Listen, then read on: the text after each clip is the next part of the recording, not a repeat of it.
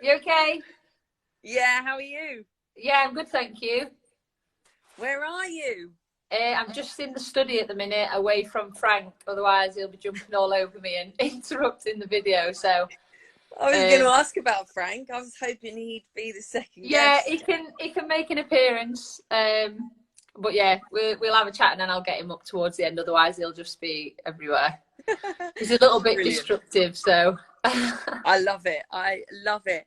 Guys, if any of you want to ask any questions, make sure you pop them in the comments. There's a few people who have already asked me for some Millie questions. And so I have got them here and I will be asking. There's a really cute one, actually. She's aged 4. Her name is Ava.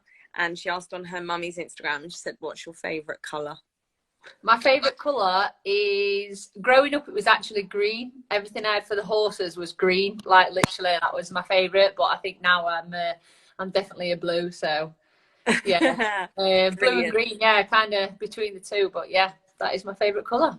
A little birdie told me that you started horse riding at 1. Yeah, literally as soon as my mum had me on the horse, that was. Yeah, just plodding along the little Shetland, and yeah, mum holding me on, and then yeah, by 3 I could ride on my own. So by 3, yeah.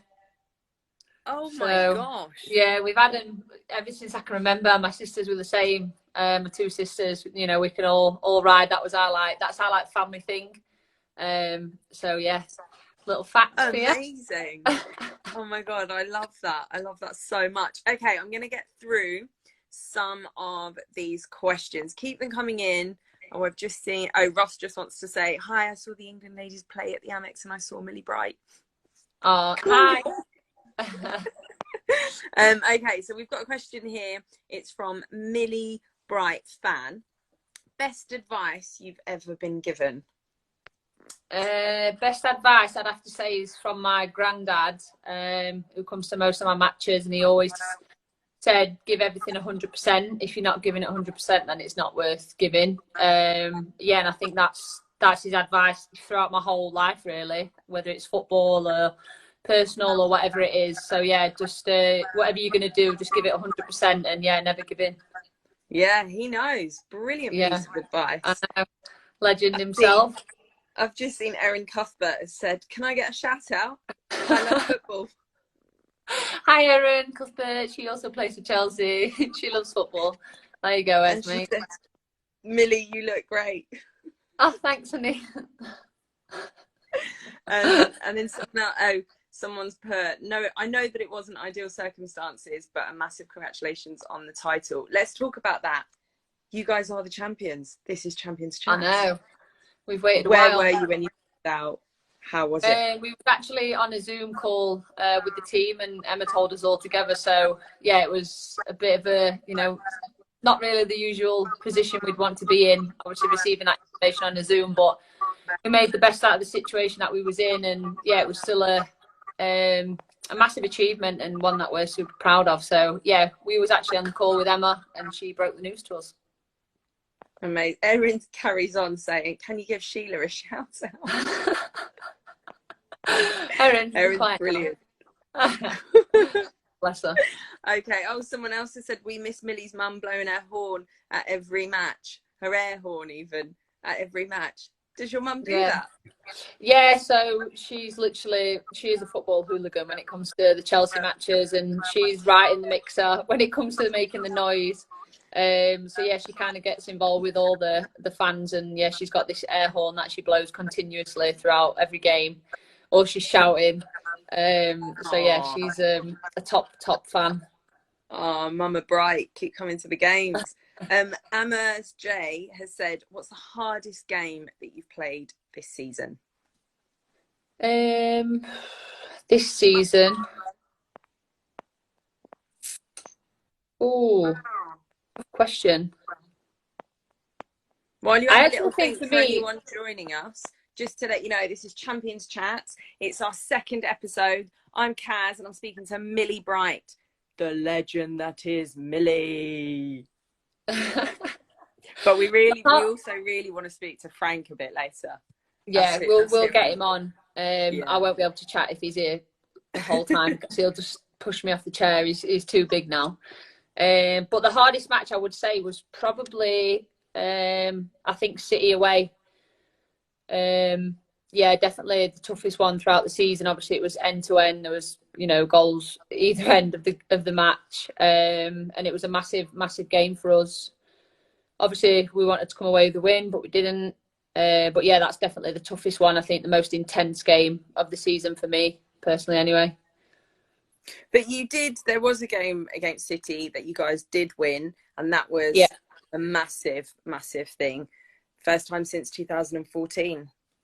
Yeah, definitely. And, it's those types of things that you don't forget as a player, especially being at a top club, They're the sorts of scores that nobody forgets and everyone kind of holds against you. So it's something that drives us as a club and as a team and as players. Obviously, it's a top rivalry anyway, Chelsea City, just like Chelsea Arsenal. So to overcome that, it is a massive thing.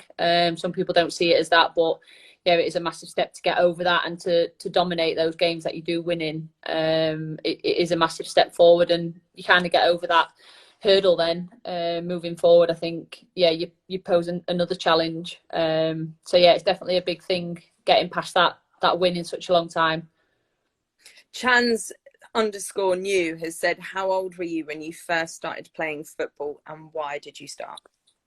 I was 9 years old when I first started playing for my local team, and I literally joined in the training session because I was so bored sat on the sidelines, and my friend was training, so I literally joined in, and she said, "Oh, it's only £1 out, you can give it me later." And I was so bored, so I literally joined in, and the next thing the papers came back and we need to sign her, and that is literally how it started. So unintentional, and then from then on it was everything that I wanted to do. Did you watch football before you actually tried playing? A little bit. It was more so England than like clubs. Right. But yeah, I was mainly horses back then and just playing outside. But yeah, growing up, I think we were more horses than football. So we watched England, but that was about it.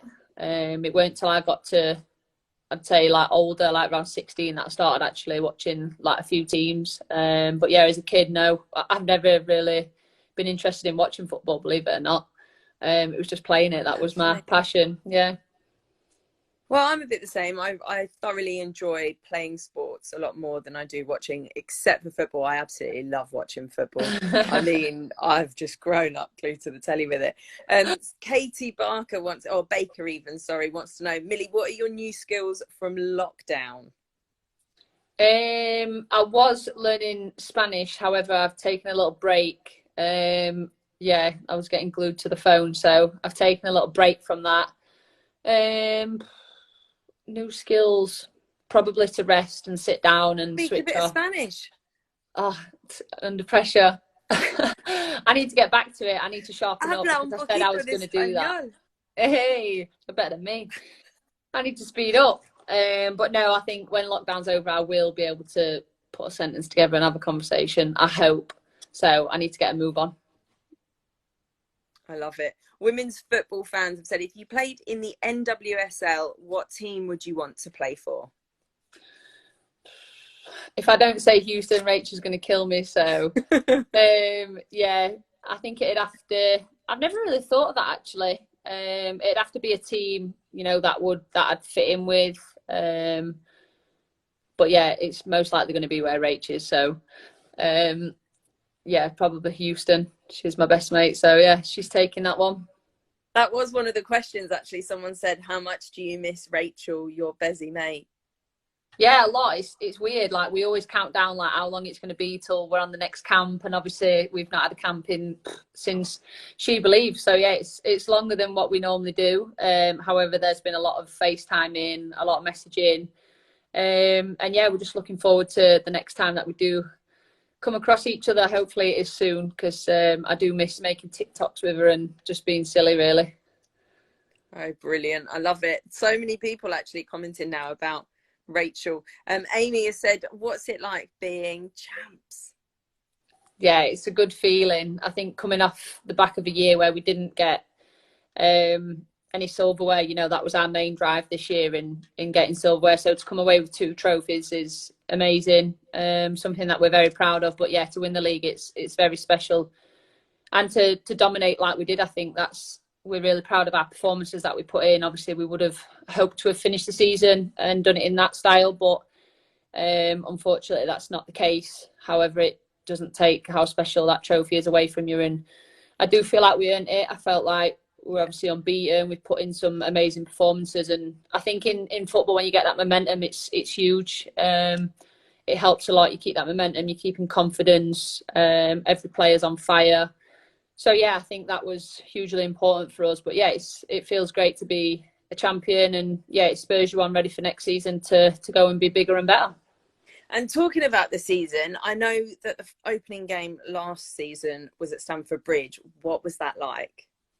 Yeah, unbelievable. I think for me, obviously, when I first came to Chelsea, we played the Champions League there against Wolfsburg, and there was a couple hundred people there.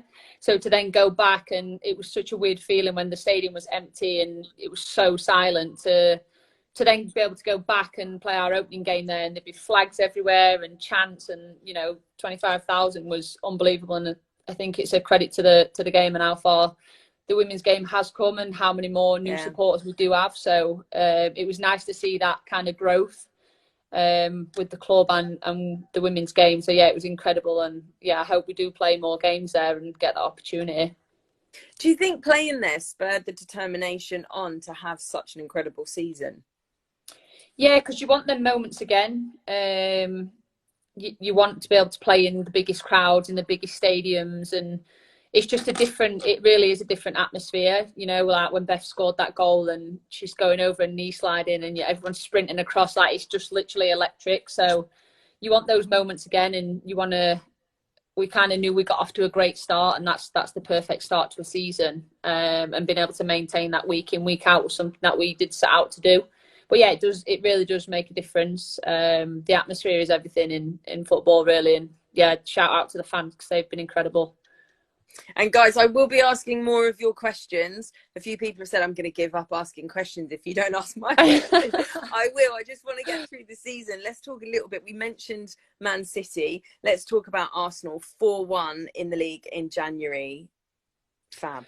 Yeah, massive win. And again, like I said, you don't forget scorelines in football, especially when we took a heavy defeat at home from Arsenal. I think it's those sorts of games that you hold on to, and you kind of want to almost prove a point, I guess. Yeah, I was going to change that then, but yeah, prove a point really. Obviously, when we had that heavy loss at home, that's a feeling that you never lose, and that never goes. That's always in the back of your mind, and every time we come up against them, we're like, we don't want to have that feeling again, and we don't want to have that. And that was like a one-off scoreline. So yeah, it was nice to kind of prove that we are a great team and that we are capable of doing that to other teams, and not just any but the best teams. So yeah, it was an incredible performance. As a defender, I know Mags will say the same. We were gutted to concede the goal, but yeah, nonetheless we got the win, and it's nice to get a lot of goals on the scoreline, because I think in the past that's something that we probably struggled with. But I think this year we've shown that we can score short range, long range, and such a variety of goal scorers as well. It's definitely a strength. And we've mentioned Arsenal in the league, but let's talk about Arsenal in the Continental Cup. God, what a game. So intense. Massive game. And I think no matter how many times you play a team, no matter what the results are in the past, when you come to a cup game, they all go out the window. It's completely different. It's like a fresh slate. It's anyone's game to take. And for me, the cup games is who turns up on the day, who's the best prepared, who wants it more, and who's willing to absolutely fight till the very last minute. And that play down the right-hand side, we've seen it in different games as well.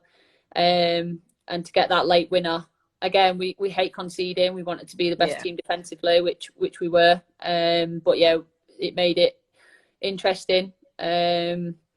But yeah, very, very intense game. But I think it just shows that we can fight till the very last minute. And I think that's something that felt different this year, is whenever we conceded, I never felt like we were going to lose. I always knew we were going to score, and I always knew we were going to pull it back and we weren't going to lose. And I said that to Emma, actually. That was something that was definitely felt different this year.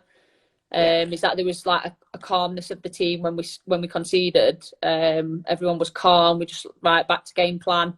absolutely give it everything, dig deep. And I think that's a massive strength of ours this year that we've shown and we've proved.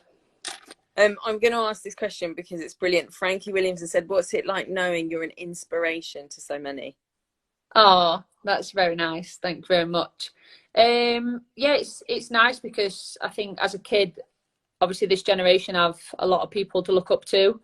When I was growing up, obviously women's football wasn't professional, so didn't really have that many to look up to up until, you know, becoming semi-pro, I guess, really, for me. But yeah, it's a privilege, and I think it's a responsibility that you have when you sign up to being a professional. I think everyone involved in the women's game has a responsibility to grow the game, and I think that's the journey that everyone, you know, jumps on board with. So it's an honour, really. And like I said, them moments where you get to see the growth in the game really mean a lot, and it makes you proud as a player.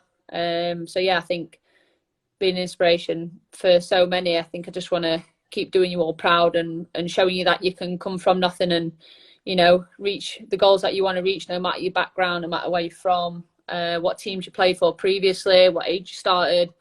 None of that matters, because what's in front of you is all available now. You've got so many opportunities to get into the women's game, and yeah, we just have to keep growing the sport, really, and keep getting everyone on board.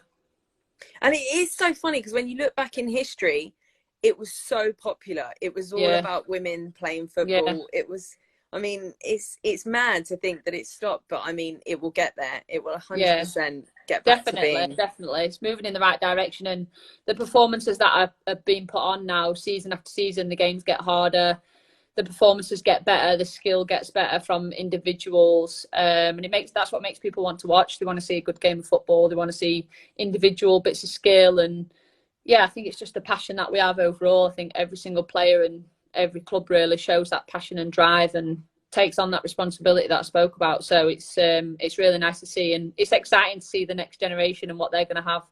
So what Claudia's just said, you gave me your shirt at the end of last season versus Reading, and I'm still so grateful. Oh, you're welcome. And PhD Cruz has said, what is your biggest dream as a soccer player? Is it winning the World Cup, Golden Boot? What is it? Yeah, I think it's to win trophies. I don't just want to win games, but you want to win trophies. Obviously, the World Cup's the big one. Champions League definitely on the list. So yeah, I think it's to be able to look back and not just say, yeah, I had a great career, but actually be able to show people that I had a great career in the trophies that hopefully I've lined up on a glass cabinet one day. So yeah, it's definitely to win the big tournaments, and every trophy matters. Every trophy matters. Well, talking about Champions League, do you think that will be the trophy that Emma's got her eye on, and will instill that you all have your eye on that prize? Yeah, I think without a doubt we came so close when we was last in it, and I think, to be honest, we were unlucky not to go through, but I think we learnt a lot that season. We learnt a lot about the Champions League and, you know, what it takes to get to the final and go on and win it, and you just can't afford to give up goals. And also, when you get your chance, you have to take them, because you might only get one opportunity to score in the Champions League. So yeah, I think we learnt a lot. However, I thought we were very unlucky. I thought it was anyone's game to take, like I said. But yeah, that's definitely the one that Emma will be after, alongside the league, the cups. You know, like I said, we want to be winners. We don't just focus on one trophy. We want to get to them all. I think to have a successful Champions League, you've got to be getting those performances and get that momentum, and make sure we're fully prepared, which I know we will be. There's been some wild games in the past in the Champions League. What are some of your favourite memories or experiences? Oh, God. I think the most enjoyable Champions League game was definitely both Lyon games, 100%, just because I felt that was the first game in the Champions League where we felt in control in both games. Obviously, the result not going our way. However, we easily could have, if we'd have put our chances away, we easily could have been in that final, and potentially lifting that Champions League trophy. But that was definitely my most enjoyable one, because I just felt we were so confident and comfortable in those games. It was just a matter of letting in sloppy goals, really, and not taking our chances as many as we possibly could have. So And obviously then there's the PSG game, which was absolutely wild. I don't think we've ever played in front of a crowd like it. There was flares, there was noise, like it was just super. That was literally like a proper Champions League atmosphere. And obviously Maren going on and scoring that late winner, which she's done several occasions now. And I think obviously even then before that you've got the Bayern Munich one, which where we learned in Champions League you might have to defend for your lives at some point, and everyone's throwing their bodies on the line. There's people rolling off the pitch. There's people on the floor. These people rolled their ankles and literally were like, get up. Like, it was just absolute madness. But like I said, they're the games you play for. It's that excitement. It's that rush of adrenaline, which is really different to the Lyon game because it was a lot like calmer and more composed. And that game was just like end to end. So yeah, some crazy Champions League games. And yeah, hopefully more of them moving forward, just not where we're going to have a heart attack, so we don't know if we're going to concede or not. Someone's just asked if you were intimidated by the PSG fans, but I mean, it sounded like you were excited, but were you? Is it a bit intimidating?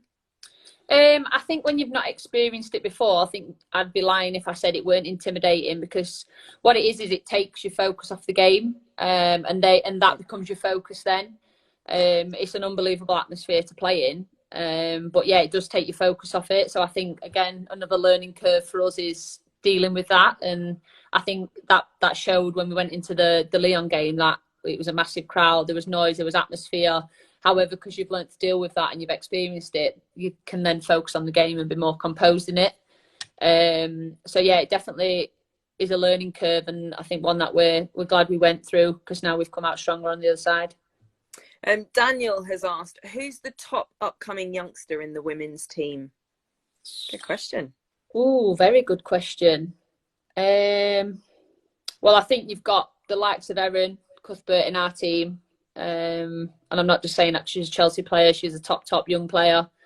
Got great potential. The likes of Chloe Kelly, another great player. So yeah, we've got. I could name a few. We've got quite a few, to be fair, that are coming through, and they're only going to get better with the standard of the league now. So they're going to be challenged every single game. But yeah, really good potential coming through, and yeah. On the subject of Erin, someone's also asked, how good do you think her skills were at selling that car? Selling that car? Oh, did you not see it? Oh my God! Yes, I did see it. I was there. I was thinking skills in my head and games that that I'd hate for her to have done against me. Yeah, she was terrible at selling the car. The thing is, we was giving them instructions and they weren't listening. So I think the moral is Erin needs to work on her listening skills. But no, because she does uni and that, she was very good at like talking, and if only she'd have listened to the words I was trying to say, the car might have been sold. No, I'm joking. She did well. I'm glad it was her and not me, put it that way. So, and Ellie Porter said, how important is Fran Kirby to the squad, and are you excited that she's back? Yeah, she's huge. At Chelsea, every player counts. You know, every player brings their own individual strength and flair to the squad. So we have a lot of options, I guess. Yeah, super excited for Franny to be returning. You know, we've missed her a lot. It's been a tough journey for her. And we've been there every step of the way. So yeah, we can't wait to see her back out there fit and healthy and doing what she does best. So yeah, it's going to be a good season. Chelsea Women's G has asked, one word to describe Chelsea fans.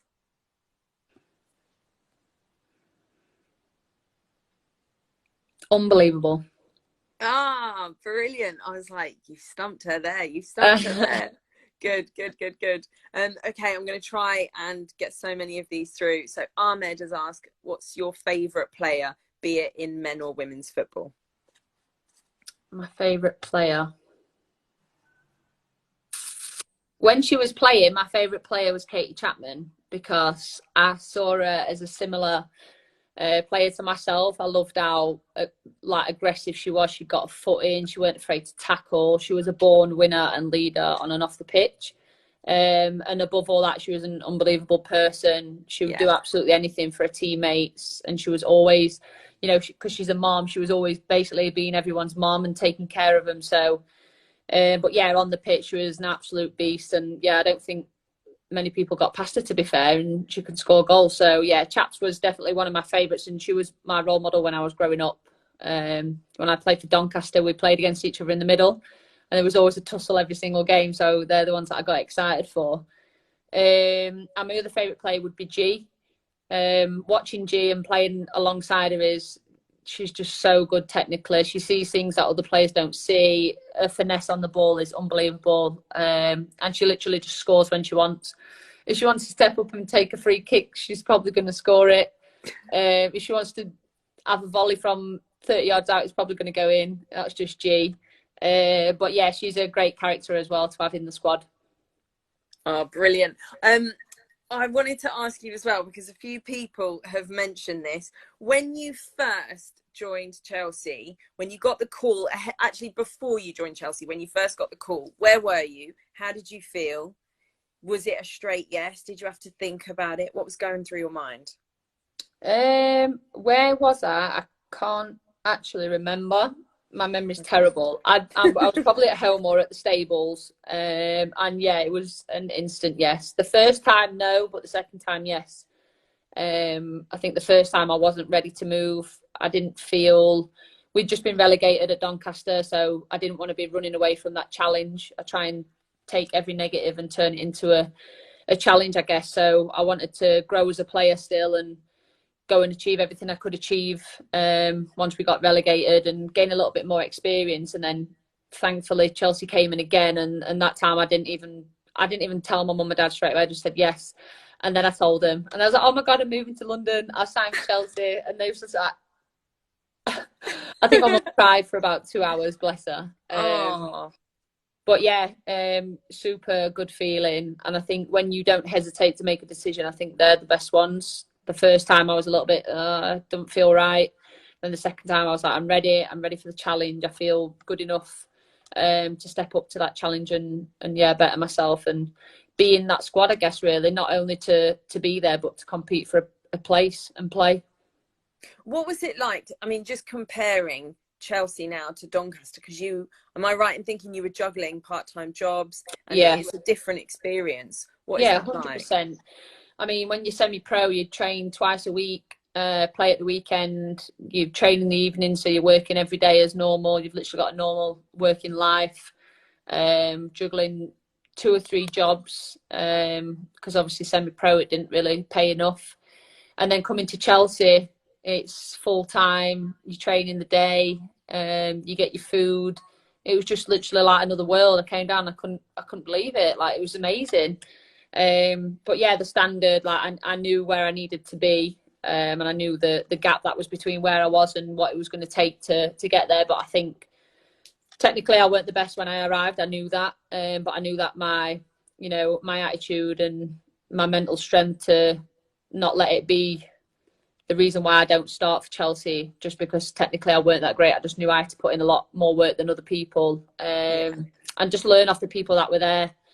Just literally just be like a sponge and absorb absolutely everything you can and take the criticism on board and that you need to make you better.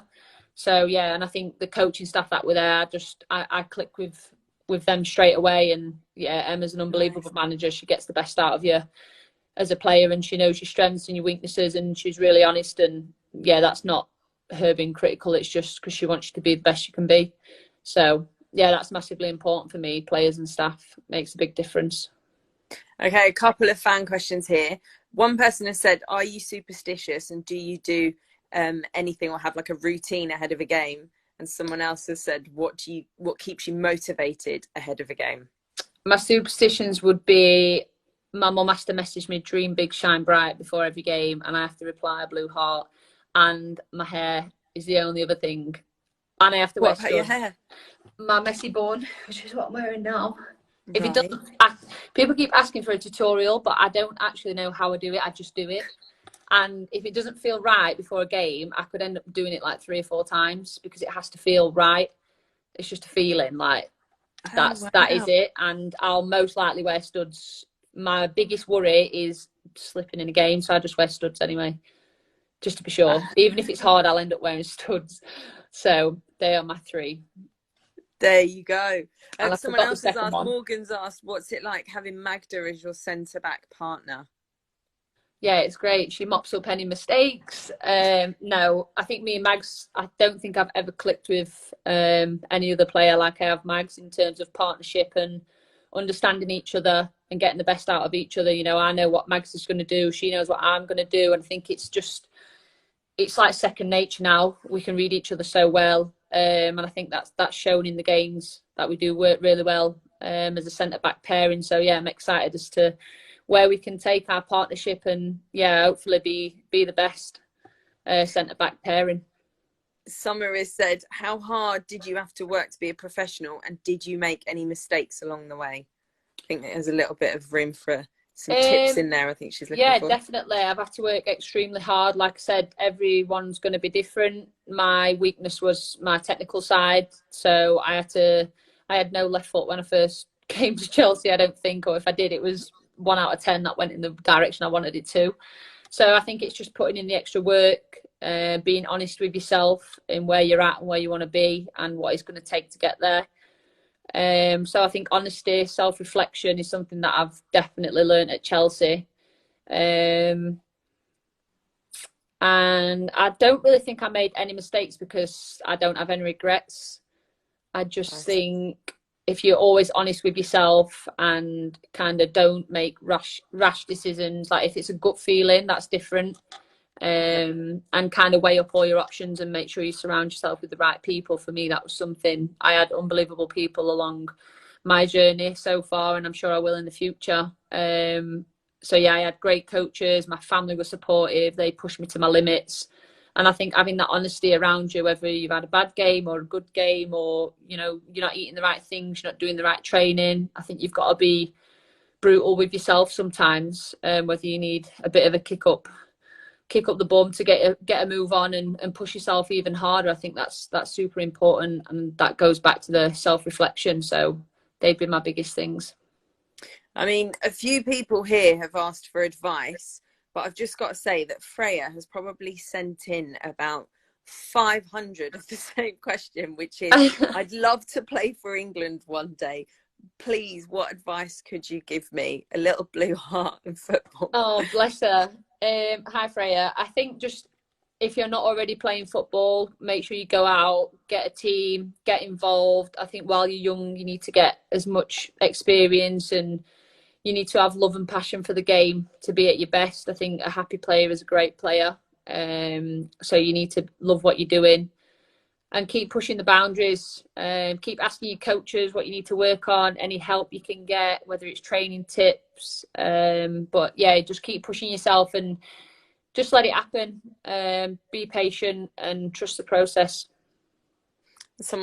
Another little girl called Millie has said, I'm Millie and I'm 11. You're my favourite footballer. Who was your favourite footballer growing up? I mean, you did answer that quickly, but just in case she wasn't tuning in.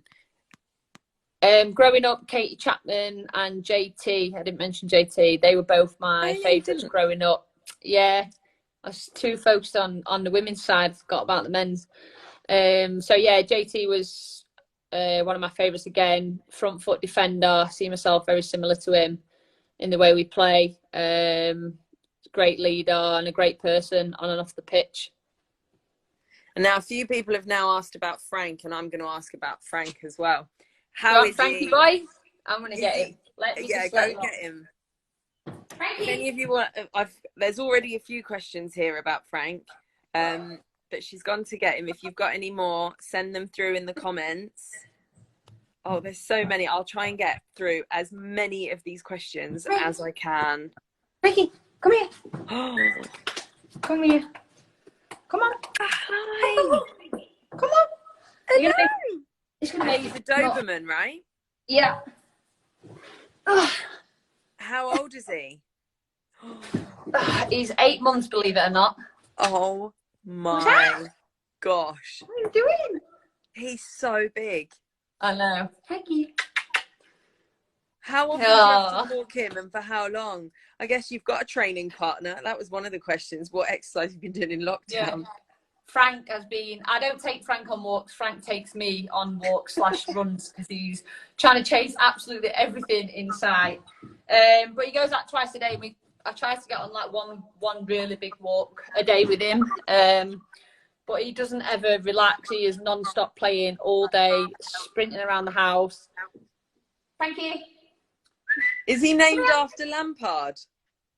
Everyone asks that, and sorry to disappoint, but no, he's not. I don't know why I picked Frank. It was either Frank or what was the other one? Rex. Frank or Rex I was going to go for. And when I seen him, I was like, oh, he's definitely a Frank. So, yeah. Frank, but he's always there now. Not that I want to offend Lampard, but I do think Frank's a good name for a dog. I mean, yeah. Yeah. It's just a great name all round. Yeah, great name all round. And he's been training. What's his trainer said about him? Yeah, so he's just got lots of energy that he can't focus on one thing at a time. I said, yeah, I can understand that. And now he's really playful when he's there. He likes to jump out of the pen, which he's meant to stay in, but Frank jumps out. Right. So I was like, okay, that's fine. Any mischievous stuff that he gets up to, I'm like, just don't tell me, just leave that there. But yeah, they love him. He's, I mean, how could you not? So yeah. Has he been a bit of a lifesaver during quarantine? What was lockdown like? How were you training? How did you keep sane physically and mentally? Yeah, he's definitely been a lifesaver and made it a lot easier than what it would have been. Mentally, it's probably been the biggest challenge over physically. I think physically it's been nice to have some time off. I think as a footballer, you don't get a lot of time off anyway. So I would say I've probably rested more than I've trained. I think it was good mentally to switch off and physically just let the body recover and really recharge, ready for a big season ahead because it's going to be huge. It's going to be challenging. There's going to be a lot of games and I'd rather have undertrained knowing that I can get that back, whereas you can't get rest back. So, yeah, I've been training though. Just been doing circuits on the garden. I've got some equipment, what I got from Chelsea. So nice. I've had that on the garden. That's basically become a gym.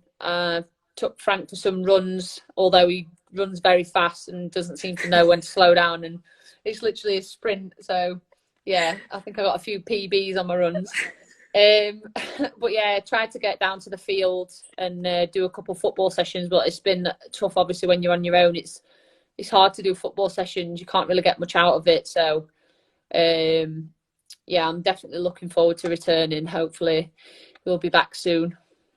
Right, guys, this is going to be the last question because, Millie, thank you so much for giving me so much of your time. That's all right. You're welcome. How does one get started playing and training after an injury? Mental tips too.